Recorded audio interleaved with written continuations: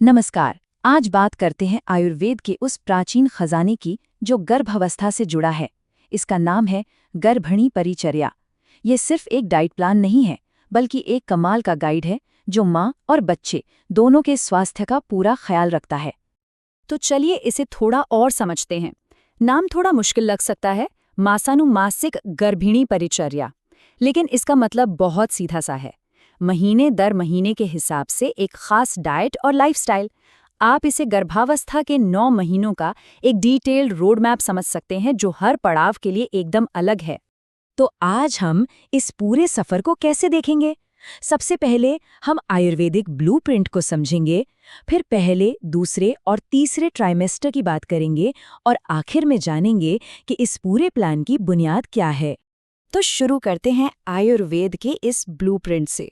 देखिए, आयुर्वेद का नजरिया बहुत ही गहरा है। वो हर महीने को एक अलग डेवलपमेंटल स्टेज, मतलब एक खास पड़ाव की तरह देखता है। यहाँ मकसद सिर्फ पोषण देना नहीं, बल्कि बिल्कुल शुरुआत से ही एक स्वस्थ जीवन की नींव रखना है। और यहीं पर सबसे दिलचस्प बात सामने आती है। आयुर्वेद कहता है कि जो हम खाते हैं वही हमारी दवा है, मतलब भोजन ही औषधि है। और इस प्लान में हर महीने के हिसाब से डाइट को ऐसे तैयार किया गया है ताकि गर्भ में पल रहे बच्चे का बेस्ट पॉसिबल डेवलपमेंट हो। ठीक है, तो अब आते हैं पहले और सबसे नाजुक दौर पर, यानी फर्स्ट ट्राइमेस्टर पर। इन शुरुआती महीनों में सारा ध्यान एक ही चीज पर होता है, एक स्टेबल और नर्चरिंग माहौल तैयार करना। तो ये जो पहले 3 महीने हैं ना, इनका एक कॉमन थीम है: स्थापना, स्थिरता और विकास। इन तीनों ही महीनों में जोर दिया जाता है ठंडी तासीर वाले हल्के फुल्के खाने पर, जो जीवन के इस शुरुआती स्टेज को सपोर्ट करे। पहले महीने में डाइट को बहुत ही सिंपल और सूदिंग रखा जाता है। इसमें दूध की अहमियत बहुत ज्यादा है। और एक खास बात, शुरुआती विकास और बुद्धि के लिए सोने और चांदी से सिद्ध किए हुए पानी की सलाह भी दी जाती है। कमाल है ना? अब आते हैं दूसरे महीने पर। यहाँ भी डाइट का बेस वही रहता है, ठंडी और मीठी चीजें, पर एक नया ट्विस्ट आता है। दूध में मुलेठी और शतावरी जैसी मीठी जड़ी बूटियों को मिलाकर पीने की सलाह दी जाती है। इसका मकसद है गर्भ को और ज्यादा स्थिरता देना। और तीसरे महीने में एंट्री होती है 2 पावर हाउस चीजों की। पहले, दूध के साथ शहद और घी, लेकिन ध्यान रहे इनको कभी बराबर मात्रा में नहीं लेना होता। और दूसरी चीज है षष्टिक चावल।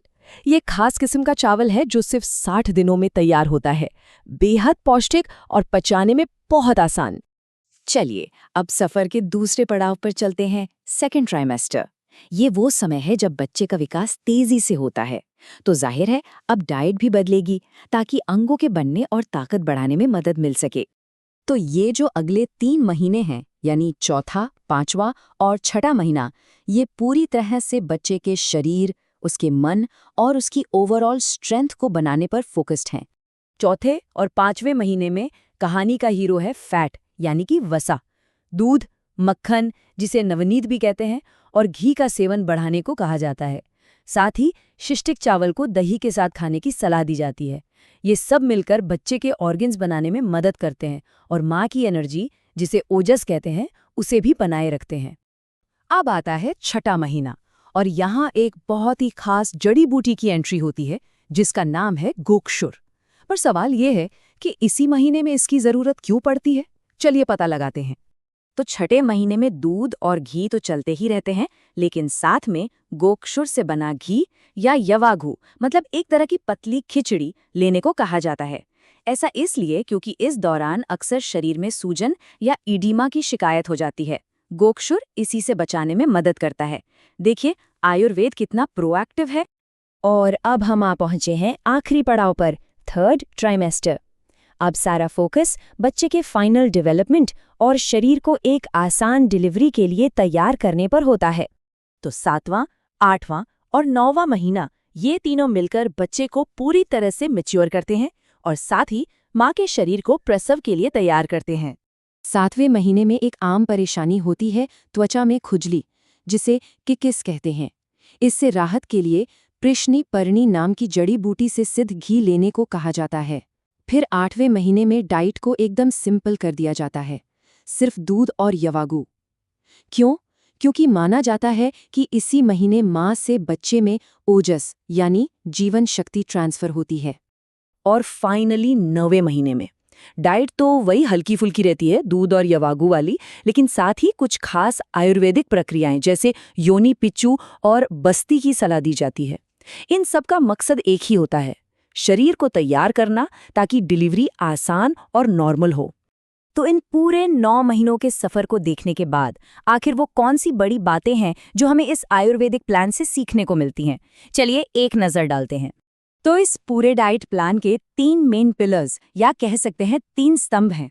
पहला, दूध और घी जो पूरे 9 महीने पोषण और स्थिरता देते हैं। दूसरा, षष्टिक चावल जो पचाने में आसान है और भरपूर न्यूट्रिशन देता है। और तीसरा, गोक्षुर जैसी जड़ी बूटियां जो छठे महीने में सूजन जैसी खास दिक्कतों से निपटने में मदद करती हैं। और एक बात जो समझना बहुत ज़रूरी है, ये पूरा प्लान सिर्फ बच्चे के फिजिकल डेवलपमेंट के लिए नहीं है, ये एक होलिस्टिक अप्रोच है। इसका मकसद बच्चे के शारीरिक और मानसिक दोनों तरह के विकास को संवारना है। तो आखिर में एक सवाल मन में आता है, क्या हजारों साल पुराना ये ज्ञान आज की मॉडर्न प्रेगनेंसी केयर के लिए भी उतना ही फायदेमंद हो सकता है? क्या ये दोनों साथ मिलकर काम कर सकते हैं? लेकिन एक बात हमेशा याद रखनी चाहिए, ये जानकारी एक गाइड की तरह है। हर किसी का शरीर अलग होता है, ज़रूरतें अलग होती हैं, इसलिए अपनी प्रकृति के अनुसार सही सलाह के लिए किसी क्वालिफाइड आयुर्वेदिक प्रैक्टिशनर से संपर्क करना ही सबसे सही कदम है।